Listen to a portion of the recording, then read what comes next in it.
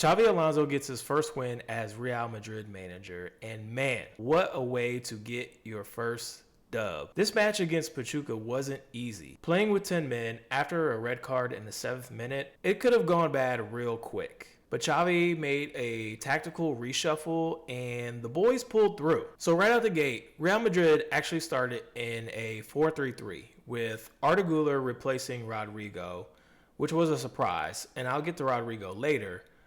And it was Valverde playing on the right wing to essentially help press Pachuca's back three. Xavi went man for man pressing, trying to force errors early on. But all that changed when Raúl Asencio got sent off just 7 minutes into the match. This was another costly mistake Asencio has done as a starter for Real Madrid in the last 2 games in the Club World Cup. This wasn't Asencio's first costly mistake.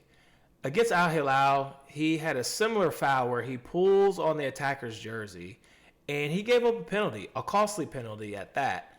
And the same thing happened here. I thought that, Rondon he doesn't have any legs at this point in his career. So I would assume Asencio would have the confidence in his recovery speed to catch up. This looks like an instinctual habit for him. It's a bad habit of him pulling on jerseys. And it's a concern. Now, look, I think he's talented. He proved, throughout last season that he's a serviceable center back, and he's very young.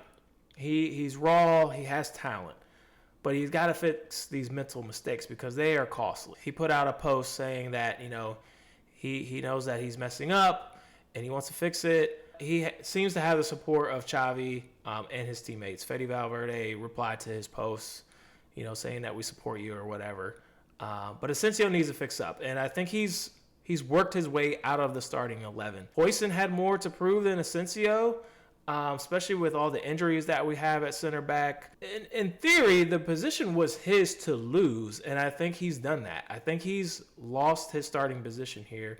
Rodrygo came in the last few minutes of the match, and that was a good sign to see that he has some fitness and can actually get out there and play. So something to look out for in the next match to see who starts next to Huijsen. And I plan on talking about Dean Huijsen later on in this video. So from that point on, after the red card, Madrid had to shift to a 4-4-1, sit deeper, and attack in transition. And honestly, the response was quite impressive.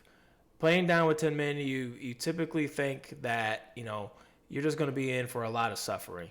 And given the conditions, right? It's super hot out there. You're down a man early. And somewhat of a must-win game. We needed 3 points here, and so did Pachuca. Both teams needed a result. So, the tactics, the reshuffle that Xavi implemented worked out tremendously. Now, remember what I said in the beginning. This was not an easy match. Luckily, we have the best keeper in the world, Thibaut Courtois. I don't want to hear any conversations about he's in the top 3. If you say that, I'm just assuming that you're saying he's number 1 because he's not 3 and he's not 2. Pachuca had 25 shots, and we let 1 in. And that was a deflection. In the first half, that double save, that was wild. Elite level stuff. Another shout out that I want to give out to who played very well that I think kind of got lost in just the goals and everything else in the new players is Tchouaméni. He's currently on a redemption arc. Tchouaméni played the solo pivot and was absolutely essential in this match. And pre-match, Xavi literally called him the cornerstone of his system, which is shocking. This is the same guy who got benched against Manchester City a few years ago. And in this match, he was winning duels, connecting the defense to midfield, and breaking lines. His confidence is on 10 right now.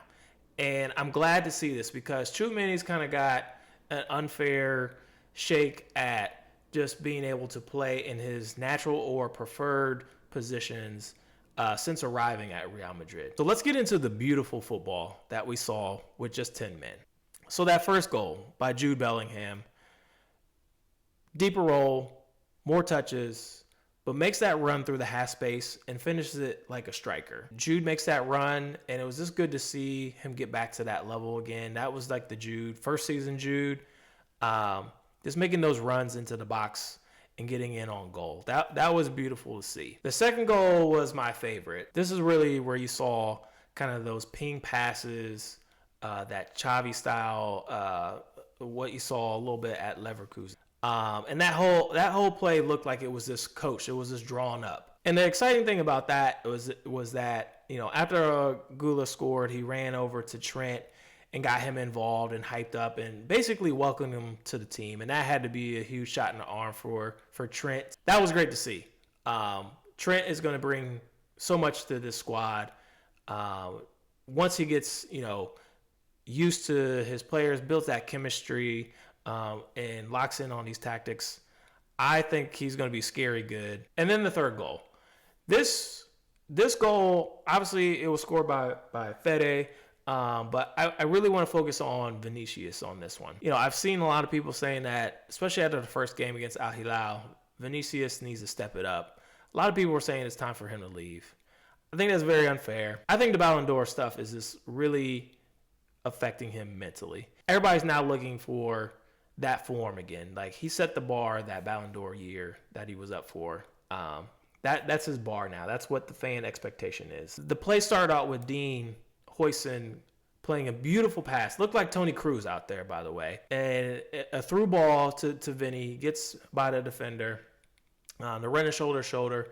And typically I'm thinking Vinny's just going to keep, dribbling the ball and try to cut in and smash the ball towards the target. But he decides to pull it back, and he picks out Valverde, who's making a run centrally, and it lands at his feet perfectly, and then Valverde finds Brahim, and then Brahim, sees Valverde make that 1-2 run, lost the ball up. Valverde puts it in the back of the net and scores a normal goal. When's the last time you've seen Valverde score a normal goal, by the way? But Vinny, he was playing smart. This kind of showed me that somebody's been talking to him, and that somebody is Xavi. Make the simple plays. He could have dribbled and tried to take it on himself or take the defenders on. He's used to doing that. But instead, he pulled it back, opened up, looked to see if somebody was making a run, found Valverde. Valverde found Brahim. Again, another team ball goal. So those 3 goals with 10 men, quick passes, team ball. Like, you can already see the Xavi ball influence coming through. All those were created out of passes out the back, making quick passes, one-touch passes, and players going on runs, and basically, tap-ins. All those were scored inside the box. Keep it simple. Just keep it simple, guys, and that's Xavi ball. I also want to throw out there that Fran Garcia is getting forward a lot more under Xavi. Maybe it's just me, but it looks like he's getting forward way more than when he was playing under Ancelotti. The overlapping runs worked really well in this match. I know I've said that he's not Real Madrid material, but, this is an opportunity for him. I don't know where we are with the Alvaro Carreras transfer right now, but, I see Garcia kind of using this as an opportunity to prove himself, to stay not only in the 11, but to staying at the club. And he has to make an impression on Xavi, and I think he's doing that. He's taking advantage of this opportunity of being the only left back that we have right now in the squad, and he's trying to play really well. So let's talk center backs. I've already talked about Asensio. Let's move on to Dean Huijsen. Dean Huijsen is on a different level. This might already be our best signing. I don't care who comes in next. This guy is already our best center back. He had 93% passing accuracy. He had 3 long balls, 2 dribbles, clean carrying. He just had a clean game overall. And he just looks so smooth out there. And he's a kid. He's a kid, guys. Again, I'm not going to front like I watched every Bournemouth game and knew that he was going to come in and do this. But based on the games that I did see, and obviously, I'm watching the highlights because we're bringing this kid in, especially for a large amount of money. He's already established himself to me. And I'll say this, what we paid for him is going to be laughable in the next 5 years. It's going to be a steal. We have just signed the next Sergio Ramos. This guy is a generational talent, and you're already seeing it in 2 games. Now, I want to get to this Rodrygo situation. He didn't play a single minute, and Arda Güler cooked. It's scary times. It's scary hours for Rodrygo as a Real Madrid player right now. Xavi chose to put Valverde in the front three to press harder. That says something. Especially with Mbappé returning soon, minutes are about to get even more competitive for Rodrygo. Now look, he's been linked to Arsenal and he's asking for insane wages. The wages are going to make it tricky for any club to kind of come in and just sign him. And this is really tricky for Rodrygo because, he has to perform. He's on a cold streak. So something's going on. I don't know what it is, but something's going on. So my final takeaways from this match. Let's start with some stats. So 57% possession with 10 men. That's impressive as hell. And we prevailed and scored 3 goals. Thibaut Courtois literally saved the day. Best keeper in the world. I don't want to hear nothing else. It's not even close. This was a good win. It showed character. It showed that the players are listening to Xavi. This was a good litmus test for if this situation were to arise in league play or different tournaments being down a man. Dean Huijsen is that guy. Arda Güler is the creative playmaker that we need to feature in our 11 at all times. And Vinny is not always going to put in man of the match performances, but he can play smart. He can use his abilities to play smart and create opportunities for other players to score goals or create chances. Let me know what you thought of this match or how we should line up against Salzburg. Is Arda the starter moving forward? And do you think Rodrygo should stay or be sold? Drop it in the comments. All right, y'all, that's all I got. A la Madrid. See you next time.